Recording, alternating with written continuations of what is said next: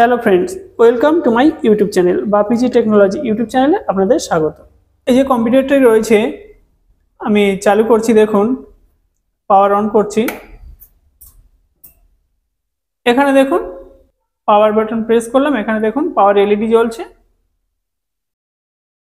HDD LED জ্বলছে, keyboard সঠিকভাবে কাজ করছে, মাউসেও লাইন আছে।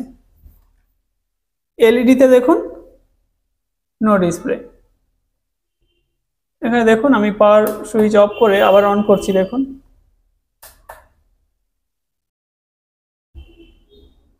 দেখুন নো সিগন্যাল, মানে এখানে নো ডিসপ্লে আছে।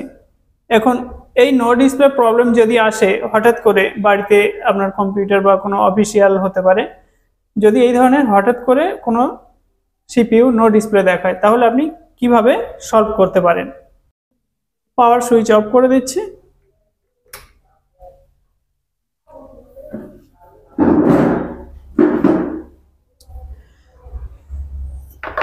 দেখুন এই যে সিপিইউটি রয়েছে, প্রথমে আমাদের কি করতে হবে, এখানে এই যে কেবিলগুলি রয়েছে এই কেবিলগুলি একবার খুলে আবার কানেক্ট করতে হবে।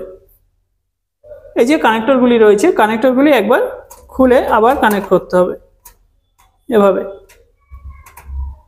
তার সঙ্গে সঙ্গে এখানে যে এইচডিএমআই পোর্ট রয়েছে, এইচডিএমআই পোর্টটি দেখতে হবে এখানে কোনো ধরনের ময়লা বা কোনো ধরনের এখানে ডাস্ট পড়ে আছে কিনা। এভাবে লাগিয়ে দেব, আটকে দিলাম আগের মতো। পিছনের কেবিল কানেক্টরগুলি একবার খুলে আবার লাগিয়ে দিলাম, তারপর অন করে দেখব ডিসপ্লে আসছে কিনা। পাওয়ার বাটন প্রেস করেছি, অন হচ্ছে, দেখুন একই আছে, নো সিগন্যাল। এখানে দেখুন কিবোর্ডে লাইন আছে, মাউসেও লাইন আছে।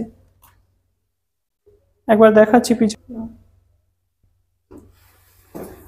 দেখুন এখানে সমস্ত কেবিলগুলি কানেক্ট করা আছে, এখানে সেই নো ডিসপ্লে হয়ে আছে আগের মতো।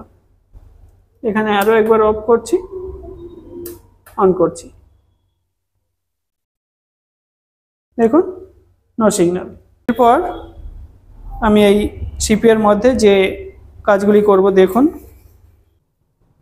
দ্বিতীয় স্লটে প্রথম স্লটে র্যামটি বসিয়েছি।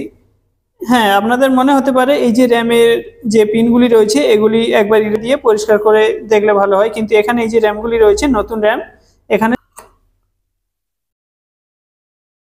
আচ্ছা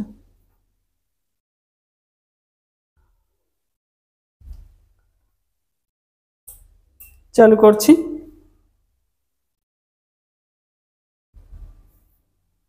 এখনো কোনো ডিসপ্লে নেই এখানে।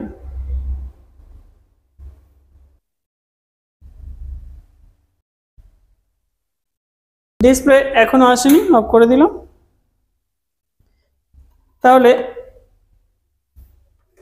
একটি কাজ এখানে করে দেখব, এই যে এইচডিএমআই কেবিল রয়েছে,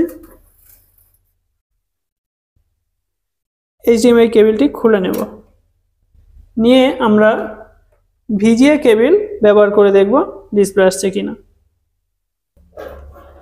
এখানে এই যে এইচডিএমআই কেবিলটি আমি খুলে নিলাম, এইচডিএমআই কেবিল খুলে নিয়ে ভিজিএ কেবিল কানেক্ট করব।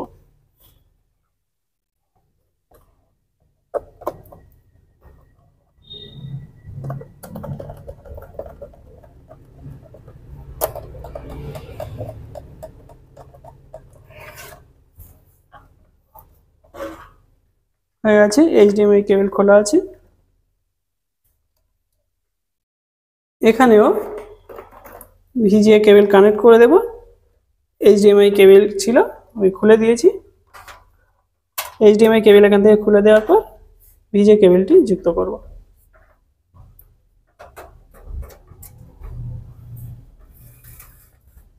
এবার পাওয়ার দিয়ে একবার দেখে নেব ডিসপ্লে আসছে কিনা। পাওয়ার বাটন প্রেস করছি,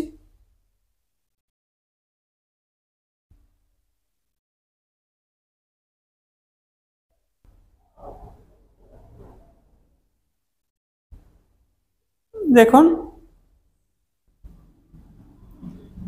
ডিসপ্লে এসে গেছে। তো এখানে ভিজে কেবল কানেক্ট করার পর দেখুন ডিসপ্লে আসছে, ভিজে কেবল কানেক্ট করা আছে এখানে দেখতে পাচ্ছেন। এইচডিএমআই কেবল আমি খুলে দিলাম, এইচডিএমআই যে কেবল ছিল কেবলটি খুলে দেওয়ার পর ভিজে কেবল কানেক্ট করে আমরা ডিসপ্লে দেখতে পেলাম।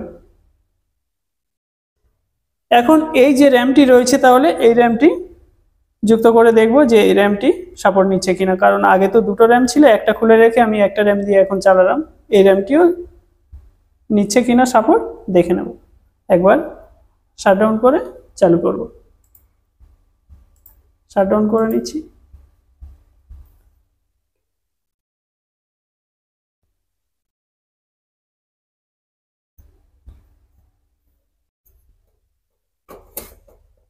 একটি র্যাম যুক্ত করা রয়েছে, আর একটি যে র্যাম খোলা ছিল র্যামটি আমি স্লটে বসিয়ে নিচ্ছি।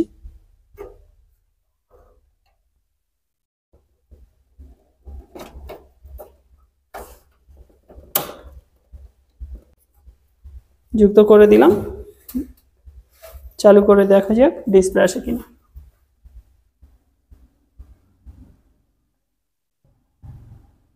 হ্যাঁ, ডিসপ্লে এসে গেছে,